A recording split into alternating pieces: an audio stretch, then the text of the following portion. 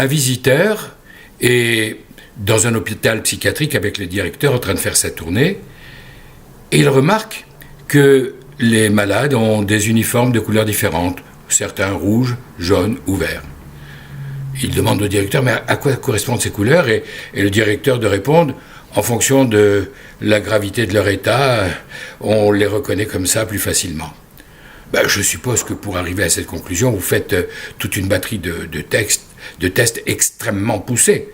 Et le directeur de répondre, on commence tout simplement par le test de la baignoire. Le test de la baignoire, expliquez-moi. On les met devant une baignoire remplie et on leur met à disposition 3 ustensiles. Un verre, une petite cuillère et une fourchette. Et on leur demande de vider la baignoire. Ah, le visiteur dit oui, je comprends. Et donc ceux qui sont normaux essayent de la vider avec le verre. Le directeur de dire mais pas du tout. Ceux qui sont normaux, ils retirent simplement le bouchon de la baignoire. En fait, nous avons commencé le dernier mois de l'année, le mois de Elul, au moment où nous lisons toutes ces dernières parachiotes de la Torah qui sont en relation avec la Teshuvah. Et au moment où nous devons faire notre introspection et chercher quels sont les points que nous devons corriger dans notre attitude, dans ce que nous avons fait, ce que nous devons réparer, alors le Midrash vient nous rappeler la discussion suivante. On a demandé à la sagesse, le pécheur, qu'advient-il de lui? Et la sagesse de répondre, le malheur poursuivra ceux qui fautent. On a interrogé la prophétie. On dit alors, les pécheurs, qu'est-ce qu'on doit leur faire? Et la prophétie de répondre, l'âme qui a fauté, qui a péché contre son Créateur, elle mérite la mort. Alors on a interrogé la Torah et on lui a dit, et toi, qu'est-ce que tu dis? Que fait-on aux pécheurs?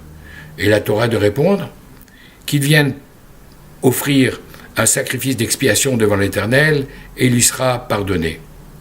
Et enfin, on demande à Kadosh Baruch Hu, qu'est-ce qu'on fait aux fauteurs? Et Hachem répond qu'il fasse Teshuvah et il lui sera pardonné.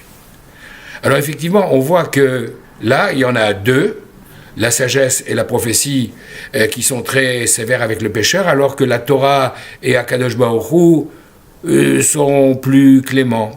2 contre 2, avec surtout la voix d'Hachem qui est prépondérante, ça se passe très bien. Sauf que malheureusement aujourd'hui, nous n'avons plus le Beth Amikdash, nous n'avons plus le temple pour pouvoir réparer nos fautes en offrant des sacrifices expiatoires. Alors là, on se retrouve à 3 contre 1 et la situation devient critique. Et c'est la raison pour laquelle, justement, dans ces parachiotes que nous lisons actuellement, on nous rappelle que pour prononcer la condamnation à mort d'un coupable, il faut 2 voire 3 témoins. 3 qui ne se contradisent pas entre eux comme ne le feraient pas 2 témoins, mais qu'on ne peut pas condamner à mort sur la base des dires d'un seul témoin. Donc justement, c'est une allusion au fait que, bien que ce soit maintenant 2 voire 3 contre Akadosh Baruch Hu tout seul, l'unique Akadosh Baruch Hu reste prépondérant, et si on fait Teshuvah, alors effectivement, on peut être sauvé. Quel est le rapport avec l'histoire du début? Tout simplement, qu'en faisant jour après jour, en se levant tôt le matin pour aller faire les slichot, en entendant le son du chauffard qui doit nous réveiller pour nous faire prendre conscience de tous les efforts que nous devons accomplir pour réparer ce qui doit l'être, alors, en scrutant dans les moindres recoins, nous avons probablement une pleine baignoire qui se remplit de nos fautes, de nos transgressions, de nos écarts par rapport à la norme. Alors, qu'est-ce qu'on doit faire? On doit simplement s'adresser à Kadosh Baruch Hu en lui disant « Chatati aviti pachati » c'est vrai, j'ai fauté, j'ai transgressé, j'ai mal agi vis-à-vis de toi. Et il n'y a qu'une chose à faire, se pencher et retirer le bouchon de la baignoire pour qu'elle se vide rapidement et complètement.